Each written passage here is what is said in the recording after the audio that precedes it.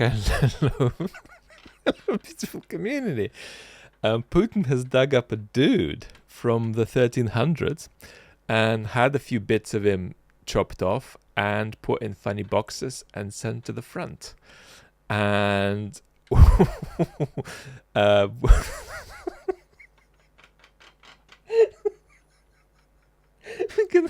we can react to that because this is quite interesting and allows us to comment on the nature of power, the nature of the mysticism of the Putin regime, and the nature of their propaganda campaign as they try to run up to an election smoothly. So let's rock and roll, beautiful community. This is the dude. This is the Grand Prince Donskoy. This is Mr. Putin there, looking a little bit around. Oh, look what we've got. Oh, juicy stuff. We could use it for some nice propaganda. Let's read the piece in the Western press about this and then watch some more videos and react. Putin visits unearthed remains of medieval Russian prince that shocked historians. Not sure about that, beautiful community. This could actually be anywhere because this is a piece by Alessandro Prentice for Reuters that's actually got picked up by a lot of global media. And they are all running the same headline, the same account of it. So let's read a little bit. Putin visited the open sarcophagus of medieval warrior prince Dmitry Donskoy.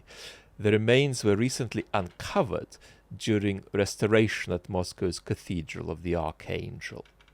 Putin lit a candle inside the frescoed cathedral and stood beside the white stone sarcophagus as experts explained how they had identified the remains of the 14th century prince, who is supposed to be around just under 1.80 meters and to have lived between 35 and 45 years. Well, let's have a look at Mr. Putin going. Oh, it's a very conveniently short trip for Mr. Putin, just a very short walk across from his Kremlin office. And there he is. He's going to go inside. There he is inside, lighting some candles. Very, very nice. Let's read on. Lying within the Kremlin fortress, the Orthodox cathedral served as the burial site for more than 40 tsars and princes down the centuries. The body of Grand Prince Donskoy was known to lie there, but its discovery last month in a crypt by the southern wall surprised historians who had believed it was located elsewhere in the building. So the Kremlin impression the Kremlin want Russians to get from this is, wow, this is an incredible discovery of a successful warrior from the 1300s, and it bodes well as an omen for our victory in the war against NATO, the West, the universe, and Ukraine.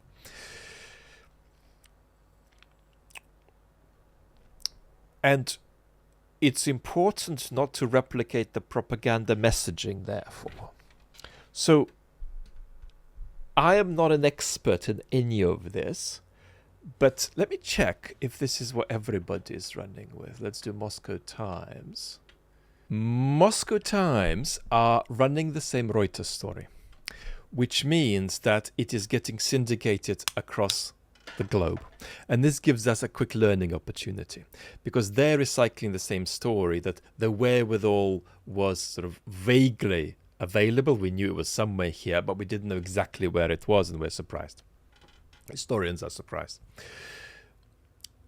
And the lesson is this: understand with syndicated pieces that it's not 27 or 77 different publications across the globe who've done their journalism and come to the same conclusion, but that it's an original piece which is either right and makes a trip as such across the globe, or it's a piece that contains a mistake, and then that mistake likely is replicated across the globe.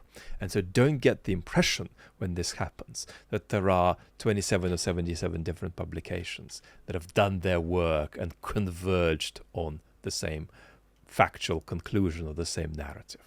Now, back to the specific claim. It was in a crypt by the southern wall, and this surprised historians who believed it was located elsewhere in the building.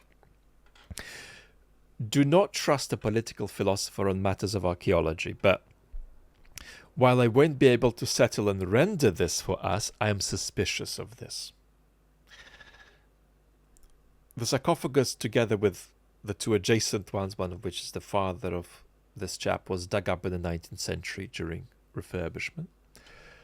There was talk again during the Putin period of digging it up, but I think it didn't happen.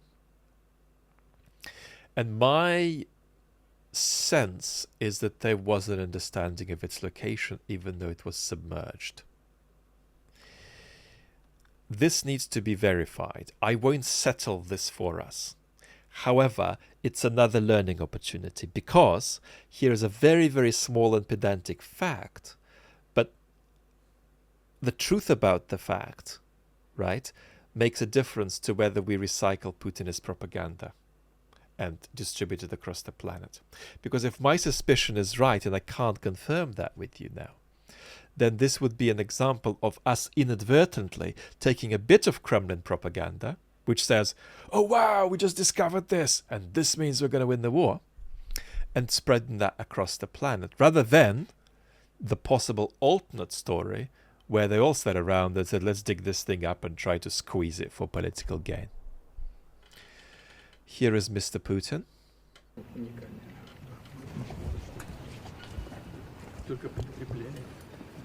This only consolidates all the most significant bases of our history. I mean, this would get crossed out in an undergraduate paper for vacuity, but he genuinely struggled about what to think of saying on the spot. Chief state archaeologist, 35 to 45, powerful build, height 75, 175, 177. Signs of an impact on his forehead,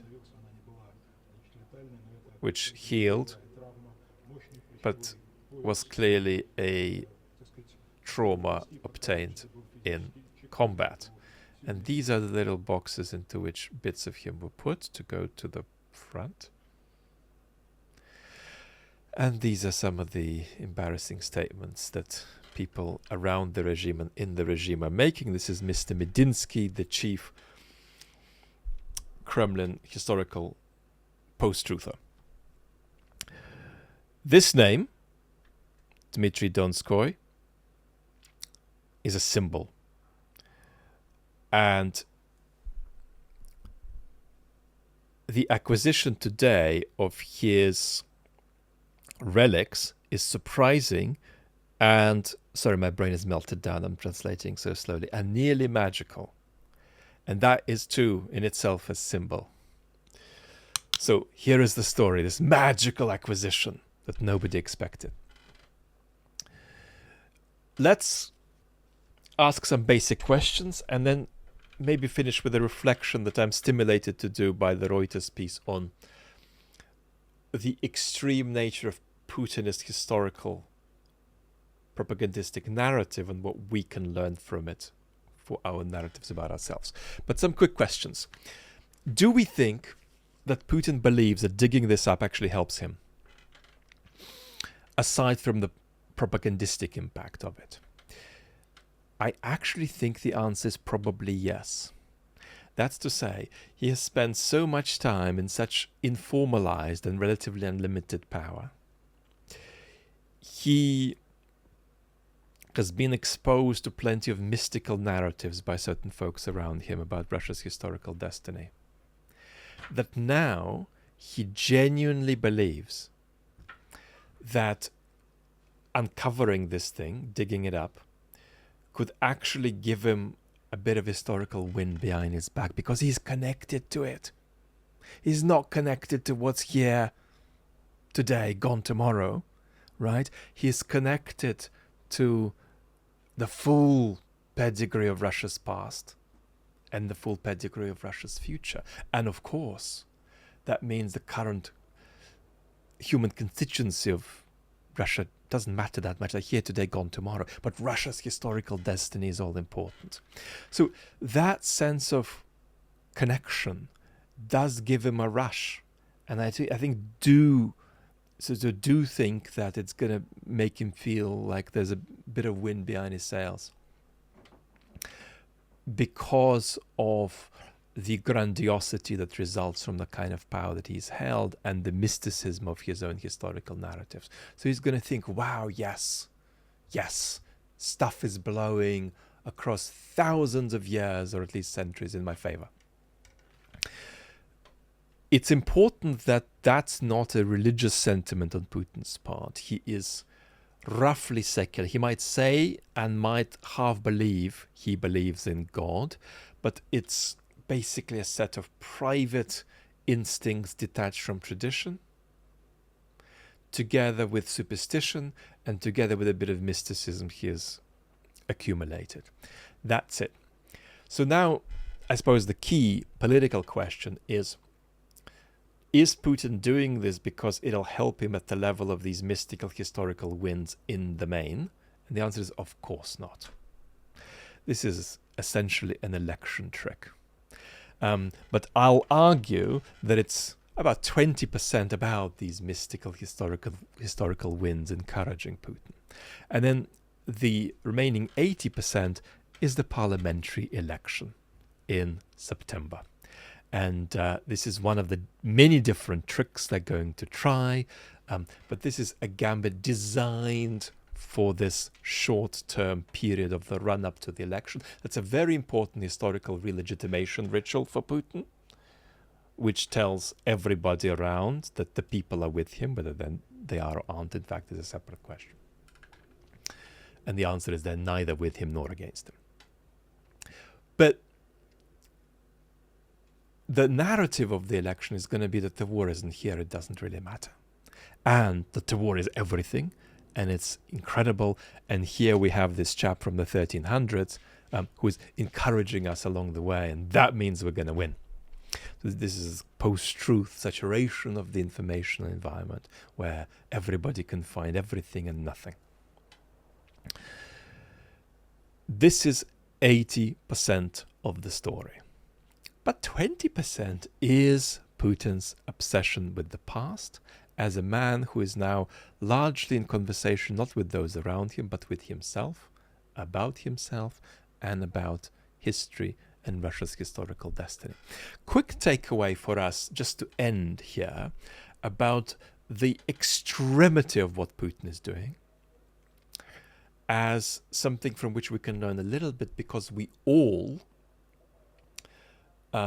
narrate the past in accordance with our contemporary political projects, and we can go wrong with that. So let's take an example for our benefit. Ukraine. Ukraine's engaged in an anti-imperial battle against Russia, and Ukraine has an anti-imperial history with Russia. You know that Ukraine's narratives about nationalism are threefold. Firstly, there is a civic nationalism, about which we spent much of the early months of the war talking. There's also an ethnic nationalism, and there is also kind of a hyper-identity politics nationalism that's borrowed from the West, funnily enough. It's a borrowing of a trend that's in decline in the West as one of the, particularly online, narratives about Ukraine's journey through time and how it got here. And what you've basically got there is a kind of consolidation of clarity and a national identity projected into a past when it wasn't clear, when it was much more diffuse, much more complex, much more embryonic, and so on. And so we all do this, right? We all create serviceable pictures of our own countries 200 years ago in accordance with political demands. And of course, the demands Ukraine's facing are very, very extreme. At the same time, this is obviously not a constructive activity relative to a more constructive identity formation for Ukraine that explains in a sustainable way, not just the ways Ukraine isn't Russia, but also what Ukraine distinctively is and where it's going. Of course, this is to the power of 1,000 to be located in the Kremlin. And the difference in the Kremlin is that this has nothing to do with hyper-identity politics, of course, but it has something to do with anti-colonial messaging. The Kremlin imperializes the past with an anti-colonial bent. That's to say, there's the claim that Russia is this poor little thing, while also being great, that's sort of washed up and beaten up by various historical forces with various sort of mean, big political powers across history unfairly beating up on it. And beyond that, what's so distinctive is just how state-sponsored, how dramatically state-sponsored this narrative is. It comes right from the top and above all, right from Putin, which of course isn't the case in Ukraine. Zelensky's not going on about all of this stuff 200 years ago, 300 years ago.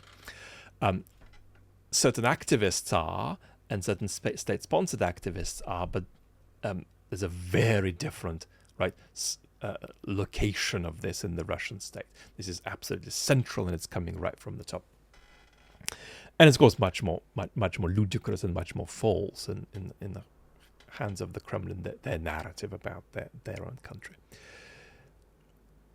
And it's not very religious, but it's got a sort of idiosyncratic mystical bent, something that Putin is very, very big on. It's a sort of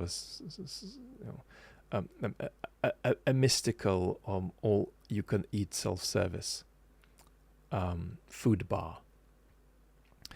And the lesson here for us is we do it ourselves. And what's very important for all of us, whether we're in the UK or in Canada or wherever, is that we are truthful about the fact that up to a point, of course, the past is there to be used for our appropriate purposes today. We have to balance that, though, with the thought that there's to some extent such a thing as a truthful disposition toward the past that's going to knock out certain narratives as being either false or overly homogenizing or overly instrumental and so on.